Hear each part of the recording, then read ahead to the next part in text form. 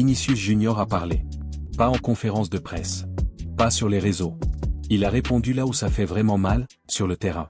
Un but, une danse, un Bernabeu en feu, et tout le monde rappelé à l'ordre.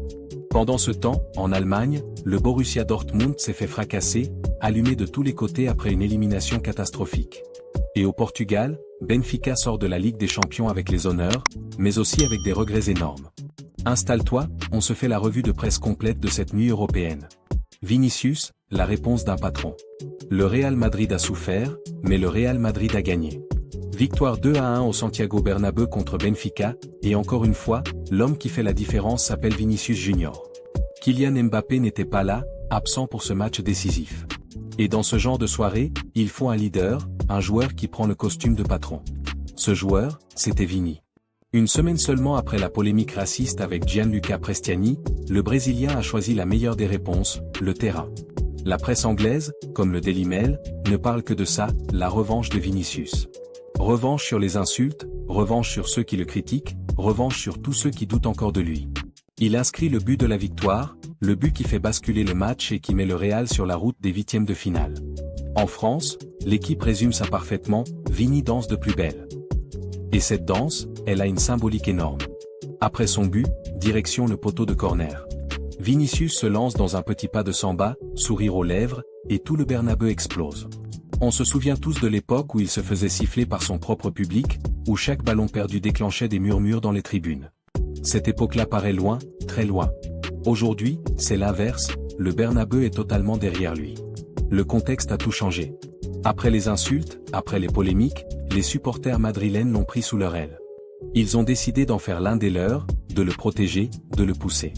Et Vinicius, lui, répond par des buts, par des dribbles, par de l'énergie. Dans ce match, il a été le véritable leader offensif du Real. Avec Mbappé absent, c'est lui qui a porté les attaques, lui qui a tenté, lui qui a forcé la décision. C'est ce que rappelle une bonne partie de la presse espagnole, Vinicius n'est plus seulement le gamin qui dribble, il est devenu l'un des patrons de ce Real Madrid.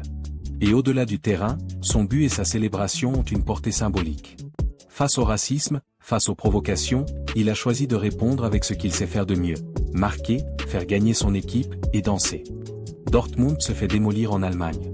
Pendant que Vinicius dansait à Madrid, en Allemagne, c'était une véritable boucherie médiatique pour le Borussia Dortmund. Défaite 4-1 contre l'Atalanta Bergame. Une claque, une correction, appelez ça comme vous voulez, mais en Allemagne, on ne mâche pas les mots. Le journal Bild titre carrément « Élimination honteuse ». D'autres médias parlent de désastre, de naufrage, de catastrophe totale. Et il faut dire que le scénario donne raison à ces unes très violentes. On pensait Dortmund lancé, on pensait le plus dur fait. Mais sur ce match, le BVB a été mangé dans l'intensité, dans les duels, dans l'envie. L'Atalanta a joué une vraie rencontre de Ligue des Champions, Dortmund non. Rami Bensebaini, notamment, est dans l'œil du cyclone. La presse allemande le pointe du doigt, match catastrophique, erreur en série, et une prestation qui a entraîné toute l'équipe vers le bas. On lit des formules du style « il a complètement coulé », « il a sombré avec le reste de l'équipe ». C'est dur, mais l'élimination est tellement lourde que les critiques pleuvent. Le seul petit rayon de soleil, c'est le but de Karim Adeyemi, qui a offert un mince espoir aux supporters. Mais honnêtement, à part ça, Dortmund a été inexistant. Aucune maîtrise, aucune révolte, pas de caractère.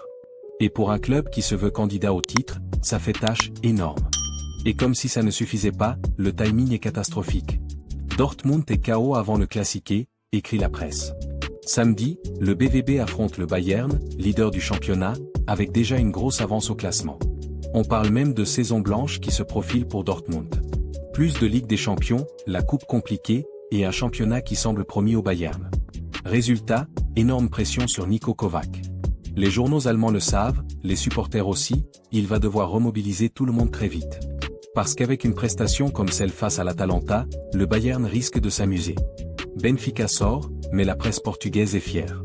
Et pendant que Madrid se qualifie et que Dortmund s'écroule, au Portugal, l'ambiance est très différente. Benfica est éliminé, oui, mais Benfica sort avec les honneurs. La une du journal A Bola est très claire. C'était bien mais ça n'a pas suffi. Les aigles y ont cru. L'ouverture du score de Rafa Silva a fait vibrer tout un pays, a relancé complètement le suspense. Mais derrière, Aurélien Tchouaméni égalise rapidement, et les erreurs défensives de Benfica finissent par tout gâcher. Et c'est exactement ce que souligne la presse portugaise, à ce niveau-là, la moindre erreur se paie cash. Benfica attrape les étoiles mais laisse échapper le ciel, écrit encore Abola. Magnifique formule pour résumer ce match, une grande performance, un contenu très solide, une vraie opposition au Real Madrid, mais au final, ce sont les détails qui font la différence. On rappelle aussi une statistique folle. Sur les 3 matchs de Ligue des Champions entre Benfica et le Real cette saison, le score cumulé est de 5-5. Parfaitement équilibré. Preuve que Benfica a fait plus que rivaliser avec un géant européen. Et ça, au Portugal, on en est fier. L'adjoint de José Mourinho insiste d'ailleurs là-dessus, oui, il y a des regrets, mais il y a aussi une vraie base pour l'avenir. L'idée, c'est de transformer cette frustration en motivation pour revenir plus fort la saison prochaine. Alors, on résume. Vinicius Junior a répondu comme un patron. Un but, une danse, un Bernabeu en fusion, et une presse européenne unanime pour saluer sa performance. Dortmund, de son côté, se fait démonter en Allemagne après un 4-1 qui fait très mal avant le classiqué contre le Bayern. Benfica est éliminé, mais quitte la scène européenne la tête haute, avec le respect de toute la presse portugaise. Et toi, dis-moi en commentaire. Vinicius, est-ce qu'il est en train de devenir le vrai leader offensif du Real Madrid, surtout quand Mbappé n'est pas là? Et qui porte responsable de la catastrophe de Dortmund? Les joueurs, le coach, ou la direction du club? Si tu veux plus de revues de presse comme celle-là, pense à t'abonner, à liker la vidéo et à partager avec tes potes fans de foot. On se retrouve très vite pour un nouvel épisode.